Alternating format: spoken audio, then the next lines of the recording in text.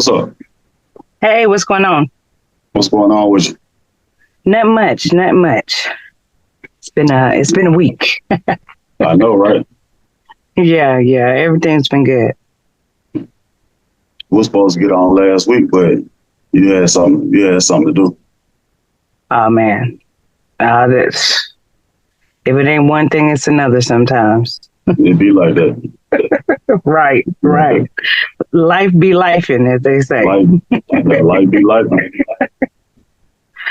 Yeah. Oh man. So tell the people your name. My name is Nussan. Nussan Olrun. I was born in Alaska, Bethel, Alaska, to be exact. But my mom is originally from here, Tobaccoville, and was born here in Winston. So this is my mom's hometown, Winston-Salem. Oh, how'd you like growing up there? Well, I was in Alaska probably in my actual village where I was born. I was only there until probably about almost kindergarten, and then we moved from there. We actually moved, and I don't really remember it because I was so young. She actually moved me to Hawaii for a little bit, and it was me and my older brother, which he has autism, and we were in Hawaii, and then we moved back to Bethel for a short period of time, and then we moved to Anchorage. And then so in Anchorage, Alaska, I stayed there probably until I was about I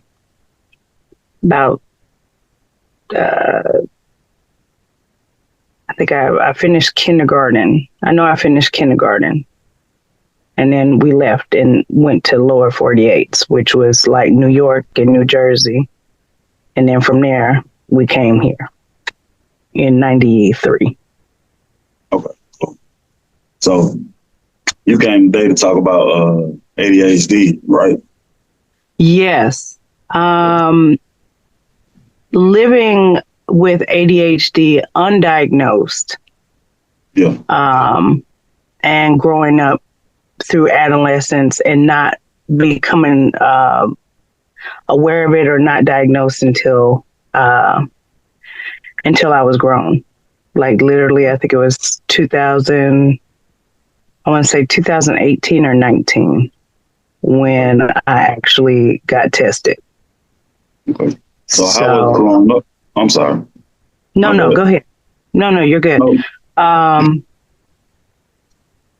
So when you're not aware of, any mental problems, especially when you're younger, you don't really think things are all for weird or anything like that. You can display things that are really odd and weird to adults that are watching you play out these things. But, as a kid, you don't really know, especially in my case, because I was raised up like an only child. So I didn't have anything to really compare it to. Like I didn't have like the normal brother or, I wasn't the middle child or the baby. So I didn't have any comparison. It was just me. Yeah. And, the only other comparison, I have a brother that's 20 years older than me and another brother, like I just mentioned, that has autism that's 10 years older than me. So, that was a big age gap, and we didn't live in the same household. Okay. And pretty much I was the only one raised up with my mom. Like she raised me. Okay. So yeah. How was it growing up with undiagnosed ADHD into adulthood? Well, I think as a kid, I remember struggling with reading. I do remember being in speech class for speech therapy and stuff like that. Again, I didn't have the type of ADHD where I'm just everywhere, out of control, can't keep still, any of that. Mine was completely processing and how my brain processed information. So for me, it was like, it was really hard for me to get reading concepts. Like, I could imagine, I had a great imagination, but when it was reading a story and I had to imagine what this author is writing about and, place and settings and times, I was really confused. Okay. So it wasn't, and then when I would read, I would lose my place, or I would be in, I had to read it multiple times, and then I'd just be left still with some information processed, but most of it was like really confusing. So it was almost like dyslexia in a kind of way. But it was just really hard to process things. And that was probably about between kindergarten up until about third grade. Now, my motor skills and precision were very well. Far as being able to have very good penmanship, art skills, drawing, cutting things, being able to put pieces of puzzles together. Math really kind of resonated with me because it was like a communication that I really kind of understood, especially if there were shapes involved. So those type of things I did really good in. It was literally a comprehension part and really trying to digest information comprehensively, where I had to read on my own. That was really difficult for me because of the processing and what it takes to process information when you're reading it on your own. Instead of it being kind of like black and white, where like math is, you do this, and this is the answer that you're going to get. Yeah. That makes sense. So by the time I was like in middle school and in high school, science was definitely something that I loved. I always loved science. My mom does the same thing that I did. I do the same thing that she did, was clinical laboratory science. So science has always been a big thing for me. Other than that, writing skills, it was horrible. Like, I can write research papers as long as it's factual. But when it took me a long time to develop creative kind of writing skills, and I still am not like the best at that. So I can visualize it, I can verbalize it, but when it comes to writing it, and when it comes to putting concepts together to write things, I have to, I've had to get training through college, like taking courses for 101 for like speaking and doing writing classes and stuff like that. And it's something I still have to continue to do. I'm still not big at reading. The only things that I do like to read are factual based science stuff. I'm not really like big on reading, poetry or stuff like that. Not really. Type stuff. Yeah. I'm not really big on just reading for the heck of it. Yeah. I'm like, if it's nothing that I can actually learn from it in my mind, like if I'm not forced to, like in a class, I'm not reading it. Yeah. Can I ask you a question? Let me ask you a Yeah. question. How do that work in the field that you in, the line of work that you in? How do that work for you? So we have procedures. So those procedures we have to know. So procedures to me, like lab procedures, I can read those all day because those resonate with my job, what I like to do. And again, it's science based. So, it's not some love story or something like I don't need to use a book to escape out of reality. If you get what I'm saying, like my mom is a big reader. My oldest daughter, she's a big reader, and for them, they're able to they're more introvert. I'm an extrovert, or maybe Okay. both.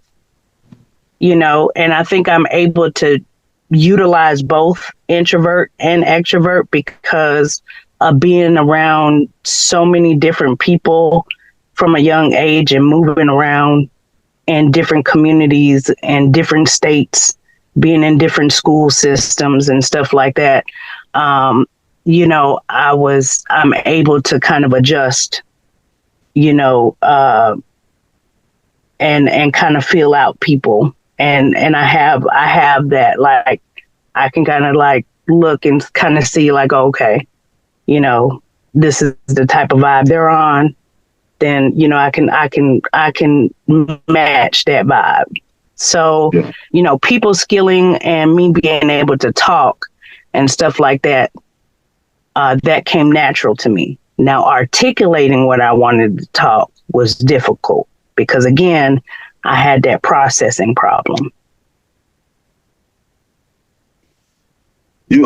Let me ask you this. I know you was when we had talked earlier. You said you moved around a lot. Mhm. How was that? Um, so test wise, when I actually went and got my actual testing for intellectual disability and for my initial ADHD testing, the actual in the write up from what I read, the behavior psychologist said that this really impacted me, both in a negative and a good way. So the negative part of it is that I never really developed an actual friendship, understanding what real, some like coming here.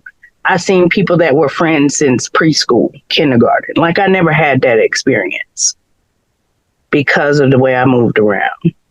Okay. So, and then, of course, having a brother or a sibling type of relationship, I never had that. So the negative part of that was that not being able to fulfill an actual concrete relationship, a long lasting type of relationship where I was able to keep it up. To me, having a friendship, I had to learn how to be a friend because I was like trying to find a sister and brother in everybody because I had that, what is that, only child syndrome. Yeah. Yeah. So I was just, and then my mom was in a whole different time. So my mom was born in 1944. So by the time I'm at adolescence, my mom is like, she's in a whole different time than I was. So she wasn't really, she was like, I guess in her mind, she was like, I got to do what I got to do. You're going to be fine. For me, I was latching onto anything and everything that smiled and was like, oh, okay, you're going to be my friend too, and not because I wasn't aware of the other part of it, the users or, some kids not even knowing that they're users. Yeah. what is it? The energy suckers. I didn't know nothing about that. Energy I was over here I want to be friends with everybody. Yeah. And I still can catch myself still being like having that naive hope that everybody, we can all be friends. Everybody got what I'm saying? Yeah, I really do. But a lot of that good intent and stuff got me in a lot of precarious situations, a lot of life-changing, altering, events for me, shameful events that I would be very,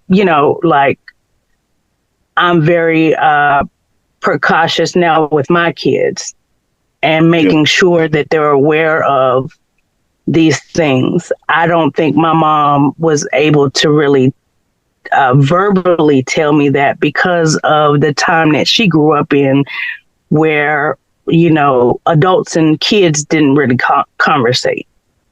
They didn't, you'd stay in a child's place and that's just what it is. Yeah.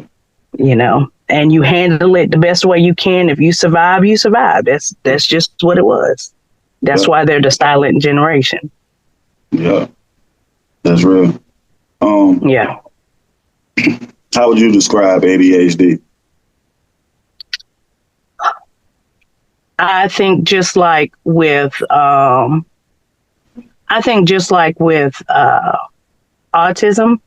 there are spectrums, and I am a firm believer that there are different levels of ADHD. And I think that a lot of the different types of ADHD is based off of hormonal.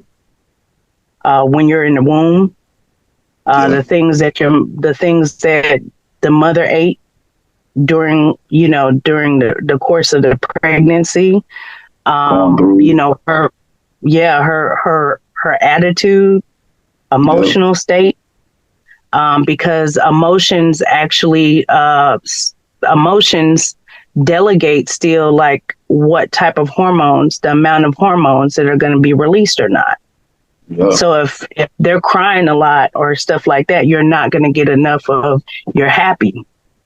Your happiness, what is it? Serotonin, or, you're happy,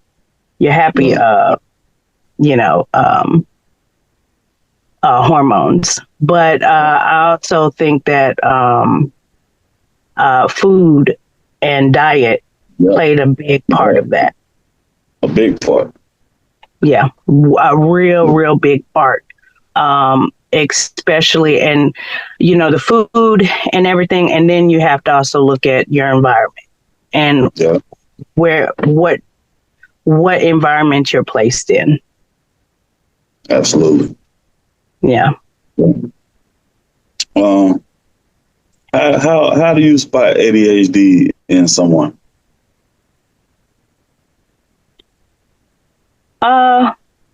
Usually by conversation. Now, if we're talking about ADHD that is not like that is not a person that has been undiagnosed and then are just have ADHD, you can tell by to me it's always the reading barrier. It's the reading barrier. It's the usually adult ADD, undiagnosed person that just has ADD, like the deficit part, the processing part. Their grade level of reading is probably no higher than maybe 8th or 9th grade reading level. Their writing level is probably their writing level, far as being able to write like real papers and stuff like that without. I'm talking about the ones that never actually went to school or anything like that and practice or anything like that. I'm talking about a person that's lived with ADHD and just been undiagnosed. Their reading comprehension and their writing skills, you can tell. They have really hard, difficult times. They know words, but they cannot spell them. Being able to put sentences, well thought out sentences, and being able to put out well thought out ideas on a paper is very hard for them because they have not mastered the skill of writing processing because it was so quick and it never really reached to the long-term memory. So for people with ADHD, especially the type, not the hyperactive, but the type that I have with the processing, once it reaches into my long-term memory, it's like an elephant. I'm not going to forget it. Yeah. Yeah. But my short-term memory is like, what is that, Dory from from Finding Nemo? Nemo. Yeah. Nemo, yeah. If it doesn't transfer, if I can't find a way to transfer it to that long-term memory, it is gone. Yeah. How did that affect your study habits when you still in college, right? Yeah. I'm back in college. How do it affect your study habits though when you be trying to write a paper or you be trying to cram or you be trying to, how do that translate? Well, luckily the courses that I'm taking again are all science based. So nothing is like where I have to do a whole lot of creativity. You know what I'm saying? Yeah. Everything is pretty much factual based, APA, and I can, they still do APA? Yeah. We do APA research paper. Yeah, you still have to run through, make sure you ain't plagiarizing and all that stupid shit. Right. Okay. So, being able to look at somebody else's concepts and learn from them and then just put it in my own words, I can do. But having to like spark up something out of the clear blue, I be feeling like SpongeBob. Yeah. Do that bother you when you have to cite your resources and all that though? Trying to for the whole night. I get popped. Huh? Did you hear me? How do that bother you when you have to cite when you be having to cite your resources and all that? Do it fuck with you then? No, because when I'm doing a research paper, I'm picking out the research, the stuff that I actually like. So I'm picking out papers that I actually are really into, and the devices that they have now to be able to help you generate proper editing for APA referencing and stuff like that. It helps me out.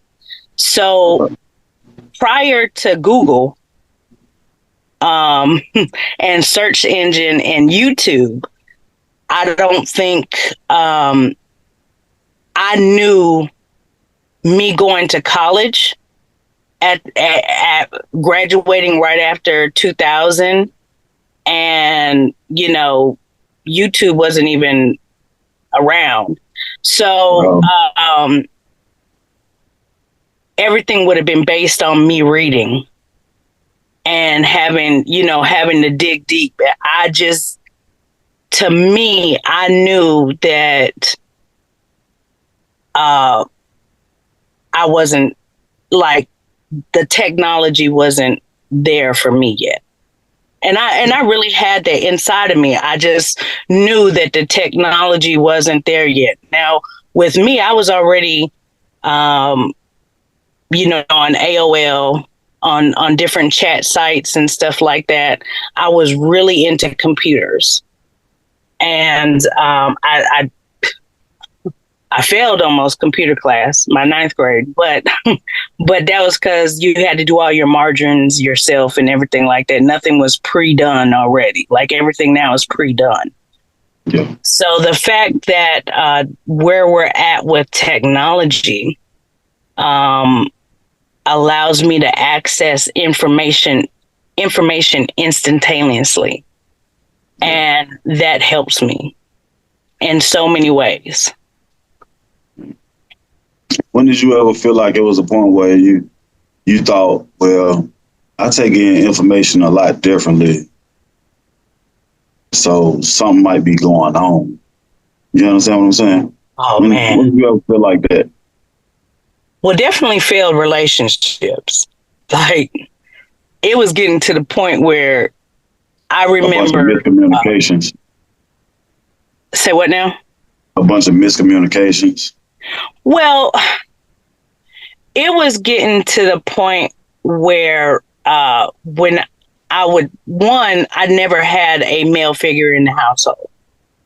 We can start off there.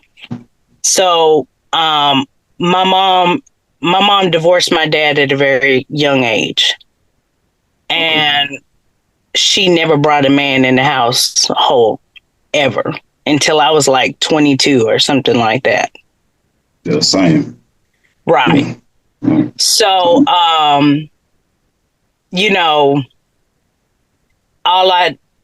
it was just me and her. So I never experienced a man's love, a man's, at this time and age, like growing up, all the way up till adolescence. Let's say from, being a kid all the way up. And my father wound up not being present in my life. And he was all the way in Alaska. So I barely had, I didn't have any communication with my dad until I was 23. And that was because of his new wife and her not wanting him to have any contact with me.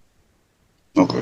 And so, of course, rejection played a role in that. Being rejected and being hurt by your father is something, I don't think any child should go through. No. But then you have this alpha female that is completely alpha.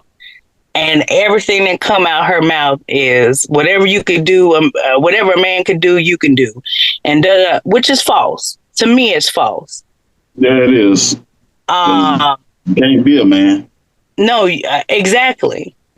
And no matter how much you think like your thought process and you think you can be a man, it's only to a certain extent.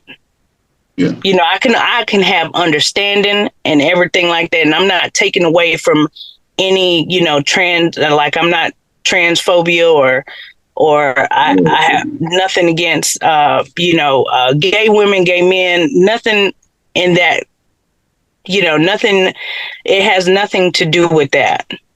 Right. What it has to do with is that hormonally, I just know hormonally there are things that women produce both a lot of different hormones than men do.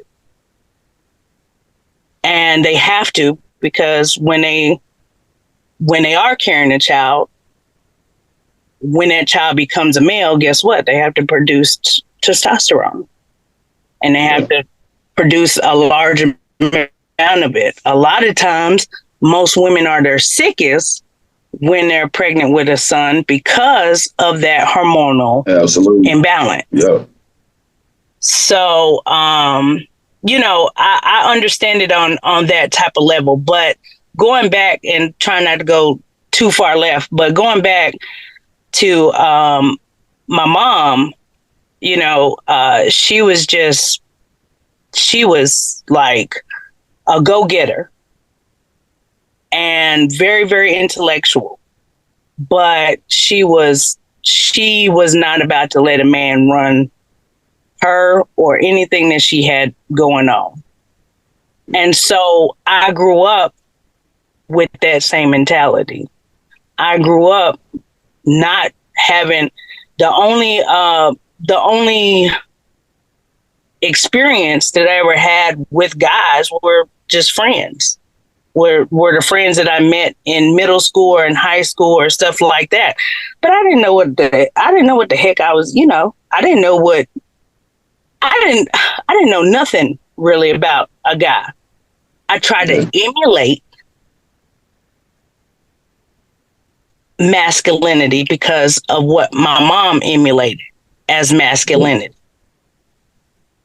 Yeah. And like I knew, but I didn't know. Truthfully. So where that hurt was when I started picking guys. I would be picking these, guys that were like one that had the courage to even come and talk to me. So I didn't even understand. And a lot of Native girls are like that too. I didn't understand, especially down in the South. I didn't understand the hair thing. Like, I didn't understand, long hair, what long hair means, or the different textures of hair. I didn't really understand or grasp the concept of light skin and dark skin. I wasn't faced with those type of things until I came to North Carolina. Okay. So I understood passive aggressive racism because in Alaska it's different. There's more white and Alaska Natives than are Black. And so I remember as a child, a white girl telling me, "Oh, you'll never be as pretty as me because you don't look like me." And now this is not like this was in preschool. Yeah. And but it's like in the 80s or some shit. Right. Yeah. And so, but then when I moved down here in 92, I wasn't Black enough.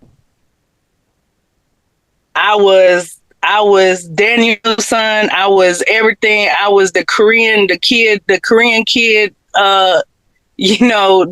daughter of the Koreans that owned the stores down the street. I mean, they would pick on me hard. But you all Black. I thought you was Black. I didn't understand picking until I came down here. You are Black. I thought you was Black. No, I am. I'm Black. But huh? No. So when I came down here, my hair was all the way down to my knees. And, again, like I said, I didn't understand the concept of hair, what hair meant to the Black community. I didn't understand the concept of light skin, dark skin in the Black community. My mom really left me out there. Like, she didn't school me on any of it. Like, she just told me, be quiet, sit in the front of the bus. Don't talk to nobody.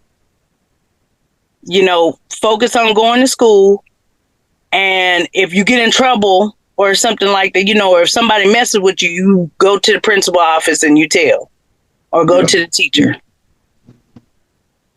I always thought you was Black. So, that's crazy.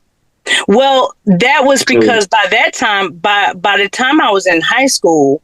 You was in high school, your hair was all the way down to your back. Like, you understand what I'm saying? Right. But the way I talked, you could tell. Everybody could tell by the way that I talk. Now, when I first moved here, I had a New Jersey accent. Yeah, you was real aggressive. Like, I thought you came from New York or something like that. Like, no, I was aggressive. I was aggressive because all the picking that I went through from sixth grade up until I lost all my weight and everything until like, move out the way, stand over there. All that. You was aggressive. Oh yeah.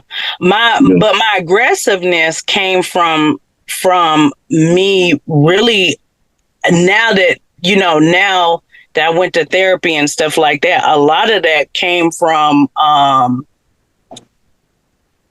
identity, having problems with being able to identify myself, and also the frustrations of being able to identify myself, and also with the amount of picking Like I got picked on severely. And I winded up building up PTSD from that real bad. And I still suffer from that. Talk about that. Huh? No, I say talk about that. Like you got PTSD from getting picked on from being from Alaska? No. Well, that was the thing was that you know, the saying that, oh, these kids, you know, these guys are picking on you because they like you and stuff like that. But, you know, then I would have girls that were picking on me, but they were like kicking me and you know, like pushing me, spitting on me and doing all different kind of crazy stuff. Like it was crazy. You know, looking back at it, and my mom would ask, you know, what did I bring that on me? Did I bring that on myself? Like my mom would be quick to blame and think that, you know, that was me. Now I did exhibit some past behaviors where, you know, I would say something smart and stuff like that, but I was scared as crap as with some of these girls coming here. But you know, it wouldn't warrant that kind of behavior to what somebody would want to do those kind of things. So right. You know what I'm saying? Yeah. So I was really like, you know, it was like, to me, it was almost like they were going to pick up. My mom would be like, well, if you don't give them any reaction, they'll stop picking at you. Well, no, it became worse. When I didn't give them any reaction or anything like that, it got 10 times worse. Yeah. It was like, I mean, they were looking for me every day. And I remember just coming home constantly like in tears or crying, and my aunt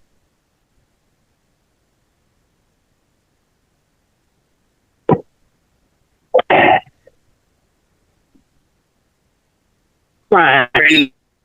I can't hear you. You're gonna have. I said my aunt Ruby was like, you can't come back here crying or anything like that. You're gonna have to start sticking up for yourself. Yeah, but I was right. Huh?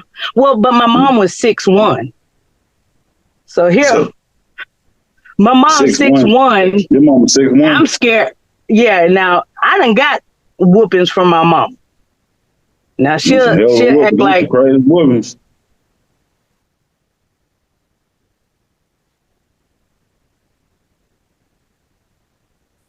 You still there? Never really put her. You know what I'm saying? Yeah. Wait. So I think it got kind of tied up. Now you say, I think something's going on with the connection. You say your mom is 6'1". Yeah. You going in? Yeah, she about 6 foot. Can you hear me? Yeah, I can hear you now. I got you. You good? Okay. So yeah, she's about 6 foot 6'1". Yeah. And so in my mind, you know, I take every whooping. Listen, I take every whooping out on the street before I want anything with her. Okay. And she wears size 6'1". right. Yeah. and she wore size 12 in men shoes. Shit. Serious? Yeah. Yeah. And her hands were huge. You know, like I remember getting smacked by her one time, boy. Listen, I ain't want no. Yeah, like we were in the store, and you know how you be riding on the cart. Yeah. And you know your mom be like, "Don't you run over the back of my foot," or you know what I'm saying, whatever. Where I was riding, and my mom I think she purposely did it because she was tired of me riding. And I knocked that boy. I'm talking about, she didn't even come around the cart. She just smacked me, and I was like, like this, like comatose.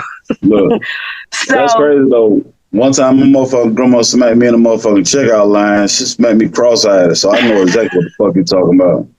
R.I.P. to my fucking grandma, but she smacked me cross-eyed in the checkout line. And she ain't playing no fucking game. Right. But you know, those were the times that they were in. You know what I'm saying? Like, so a part of me, and I used to, you know, take pride in it, and I still do.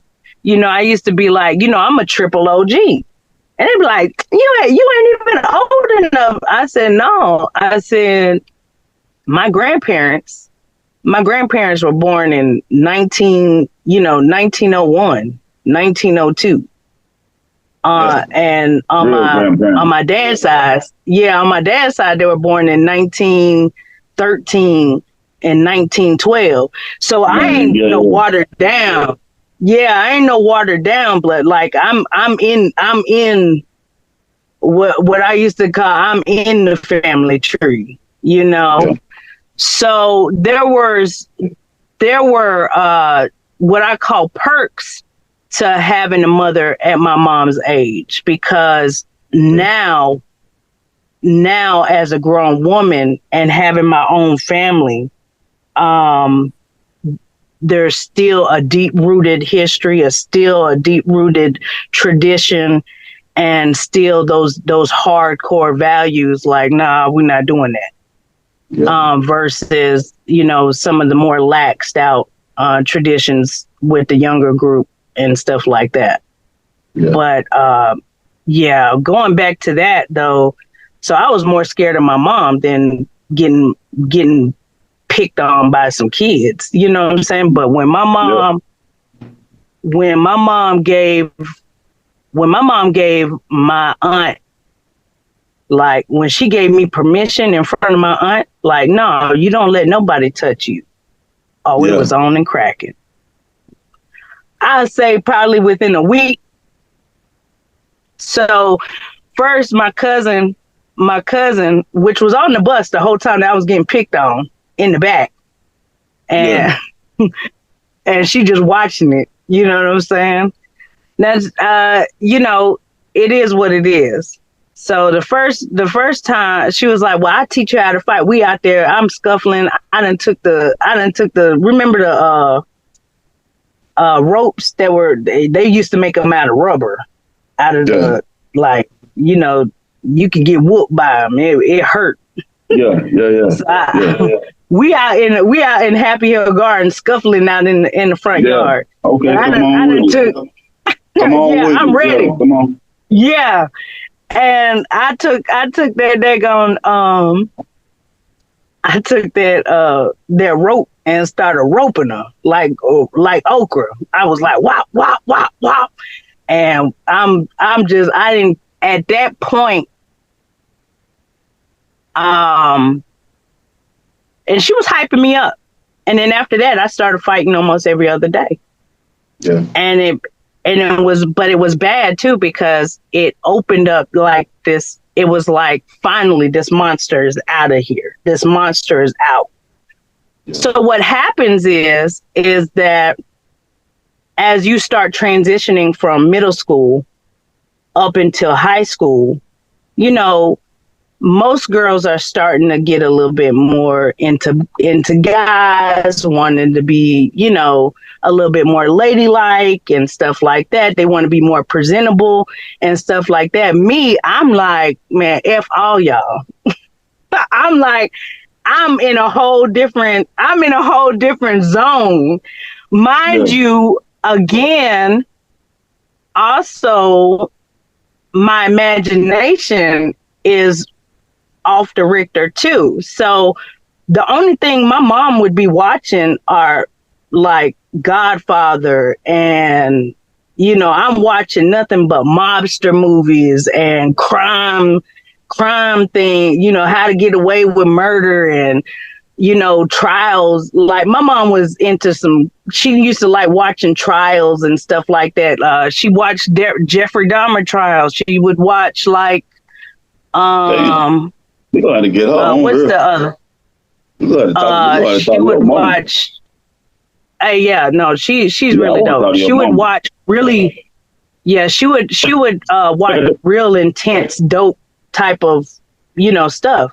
And, Yeah. of course, me being kid, I'm watching whatever she gonna watch, you know? And, some of that stuff, I was like, nah, I can't watch this. She'll watch trials after trial. I'm like, man, I'm done watching this trial, man. Then go ahead and he crazy, And so I'm caught up in that. And then also I'm in church. Now my Aunt Ruby introduced me to church and introduced me who Jesus was and built my foundation, um, my relationship with God and stuff like Yeah. that. But here I am, I'm fighting a whole war, I understand the perception of reality and what is reality and what is fake, but it's still merging in together because there's parts of me that, so my idealistic man was what I would watch on TV. So, what I would watch on TV, like Family Matters or, whatever the case, whatever the great dad was on sitcom TVs, Yeah, they were Fresh all Prince, merged all that together. shit. Yeah, they were all merged together, even down to the Hogans and I mean I can name some real 1980s, you know what I'm saying, different strokes, so Yeah. I have all these different concepts of what a man is supposed to be, whether they be white or black, but it's all it's all perceived through television. Yeah. So that's where that merge of reality, that reality and fairy tale merges together. So here I am looking for this fairy tale person, but then I'm acting like my mom, which it is not giving off. No man wants to touch her. Those very intimidating. Wow. So your mom she wasn't no dudes up on the, I don't want to say, you know what I'm saying? There wasn't no dudes in well, there. yeah, I'm pretty sure. No, listen. I know there was dudes up on her. I just didn't know. And I didn't know, but I didn't know how the way she would 6 foot dudes. Right. So, I mean, she was just this big woman, like, and I know I how tall your mom is. really I met your mom. Yeah, but I don't think she understood how beautiful she was. Like, I think at certain points in her lifetime and certain things. Speak on that though. Like, she didn't know. She didn't know. She didn't realize how beautiful she was. Well, and she had to not really know that well because I didn't know that well. Yeah. Like, she would say it to me, but it's different when your mom is telling you and when you're trying to figure yourself out and then somebody else telling. Yeah. But mind you, my mom is telling me this, but then everybody I'm getting picked on every day and being called flat face and pancake face, shamu, flat face and all that bullshit.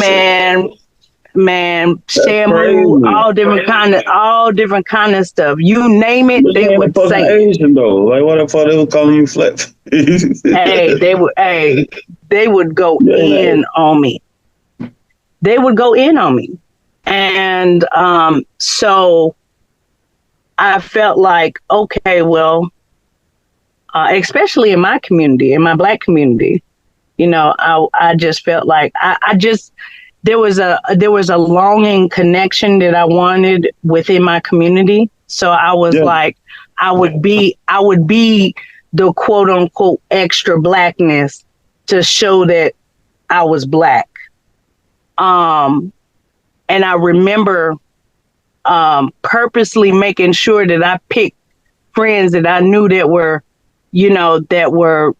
on the same page that I was, that was kind of carefree, but would whoop your, be able to whoop your tail in a minute. And wasn't no girls finna be really, because the cattiness and the stuff on the back side, like. Was it more so the women that was doing that?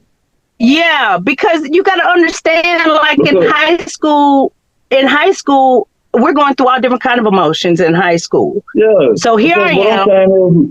Listen, what I'm saying is, like, shit. You was my dog in high school, though. We wasn't right. Goddamn abusing you. We wasn't calling you none of that. That's what I'm trying to figure out. No. But there was definitely some inner stuff going on. Like, okay. I didn't understand the amount of jealousy. Like, there are some codes, there are some things and codes,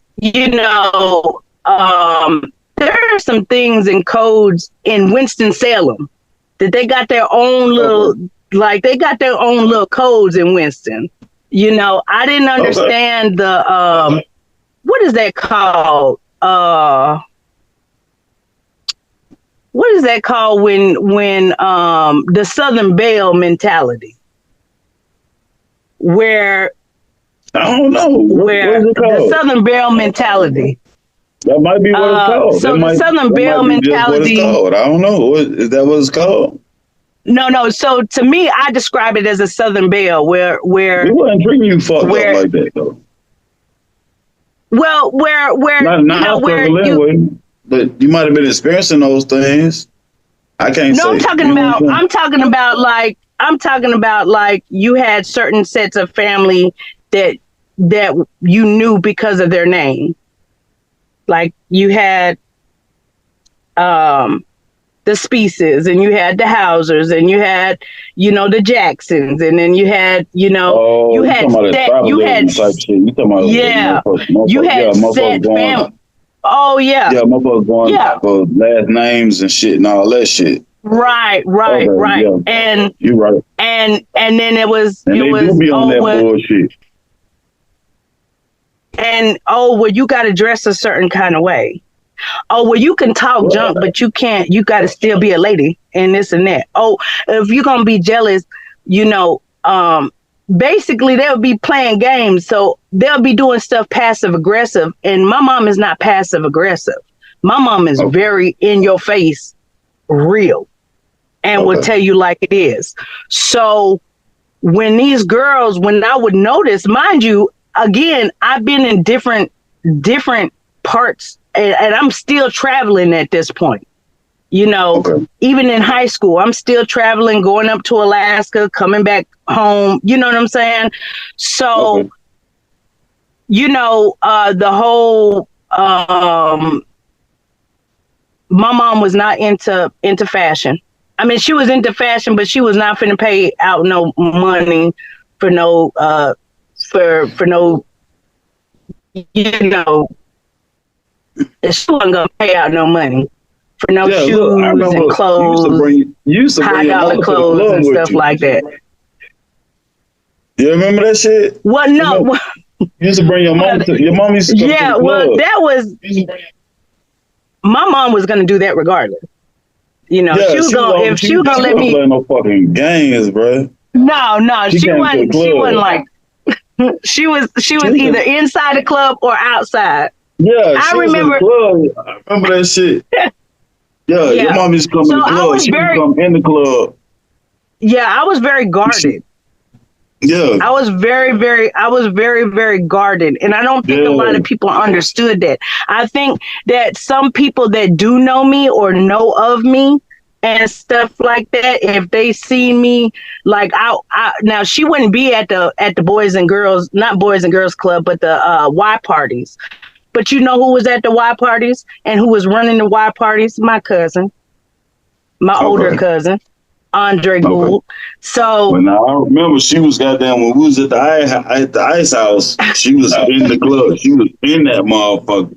Right. I remember seeing your mom. She was like, she was because she wasn't gonna let that happen.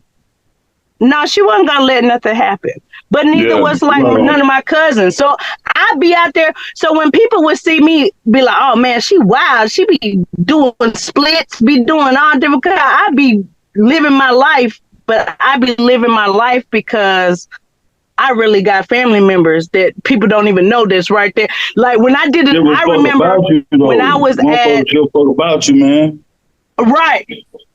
Right. You know what I'm saying? And I didn't understand that. Yeah. I didn't understand that magnitude at that point. You know what I'm saying? I just thought, I'm an actor. In my mind, I'm an actor, whole live fool up in here, and and everything. Look, let me tell you this right here. Let me say this. This is gonna be the last question. I think we into an hour and like 20 minutes. Well, I think we into an hour and like 10 minutes. I think. All right, let me ask you this one question because you're gonna come back and holler at us, right? Oh yeah, you already know. Okay, I hope so. You already know. I hope so. Yeah. Yeah. Okay. This last question right here. I want to ask you this, and I wrote it down because you told me to write down some questions. So I wrote it down, and is how does ADHD affect your life on a regular basis, on a daily basis? How do it affect your life on a daily basis? So before the medication, it affected everything. Again, it affected all my choices. What medication are you taking? I'm taking atomoxetine. Atomoxetine 80 milligrams. So it doesn't have any of the adverse side effects like far as like Ritalin or Adderall. Now it does have its own adverse side effects, but not to the point of like what Ritalin and Adderall, the addiction part of that.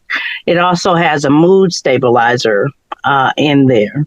Again, having to confront a lot of my PTSD, a lot of my childhood traumas.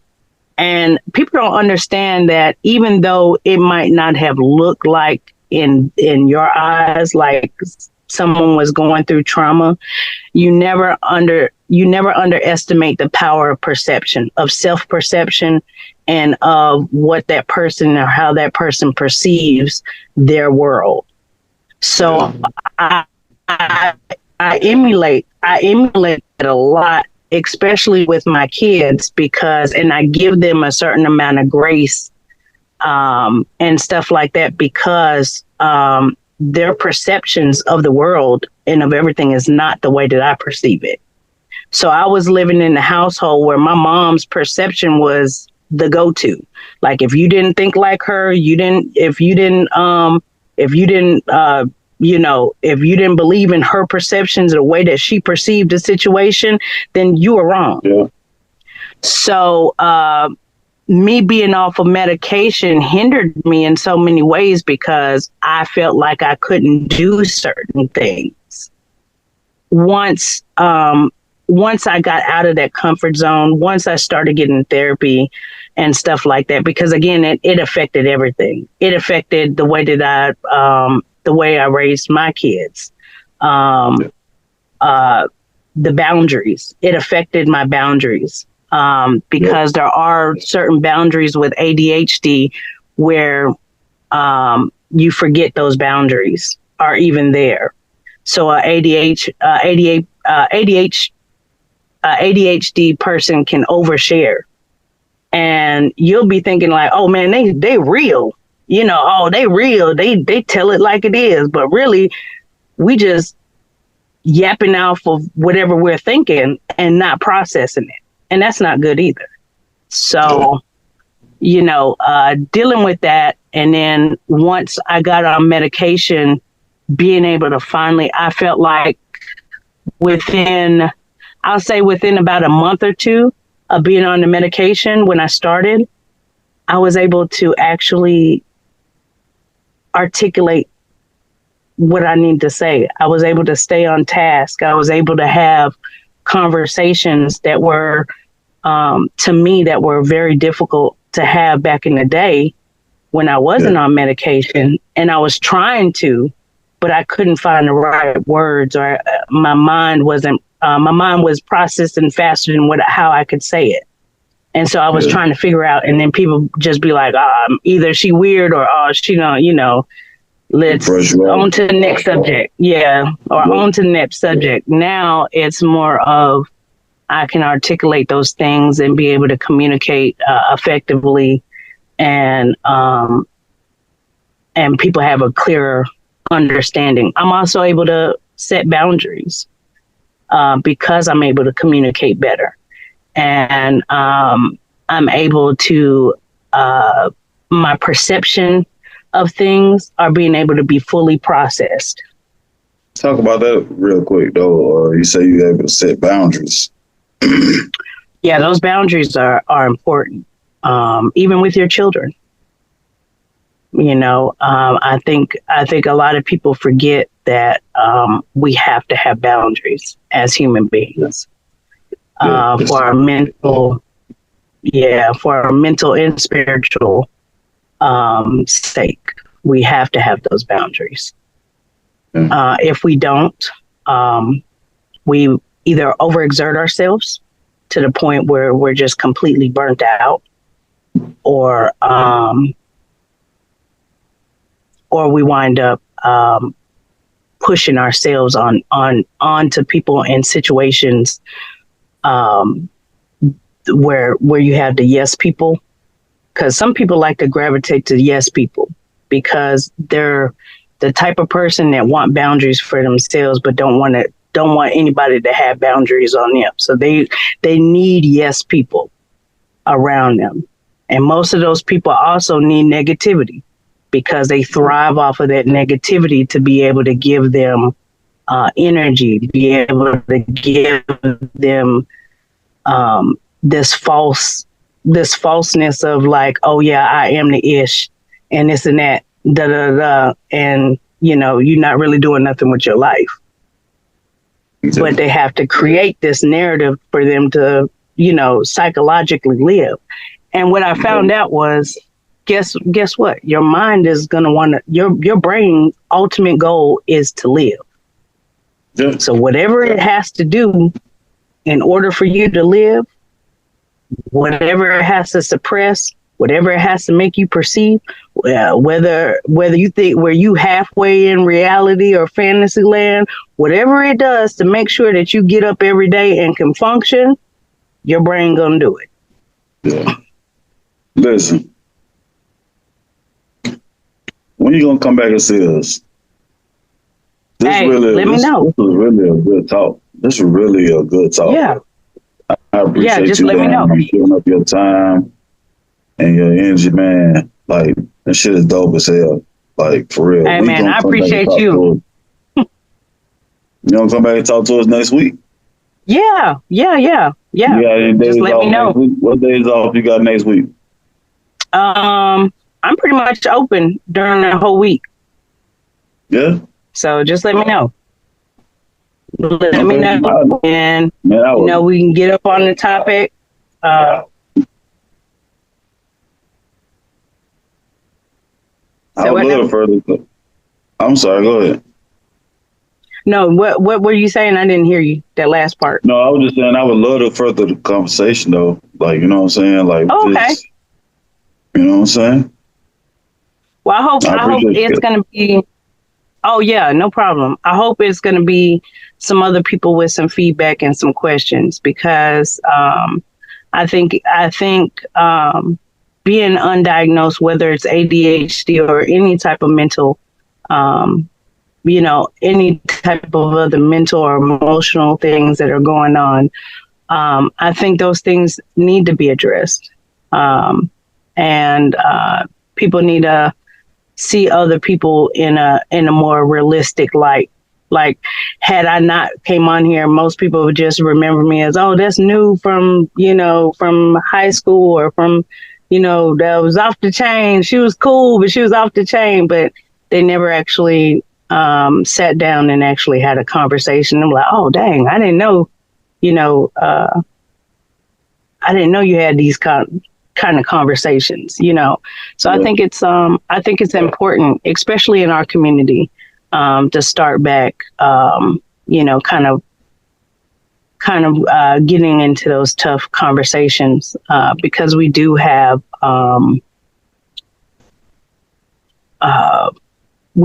some generations that we owe.